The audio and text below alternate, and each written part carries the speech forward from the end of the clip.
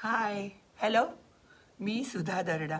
मी ना आता यूट्यूब चॅनेलवर तुमच्यासाठी एक टाईमपास म्हणून प्रोग्राम घेऊन येते आहे.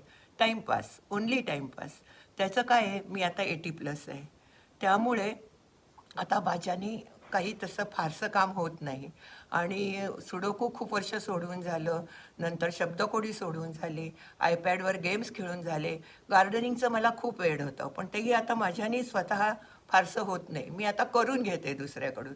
मग करायचं काय? म्हणून हा उपद्व्याप सुरू केला आहे. आणि तुम्ही जर माझ्या या चॅनलला सबस्क्राईब केलं, लाईक केलं, तर मला जरा उत्साह येईल.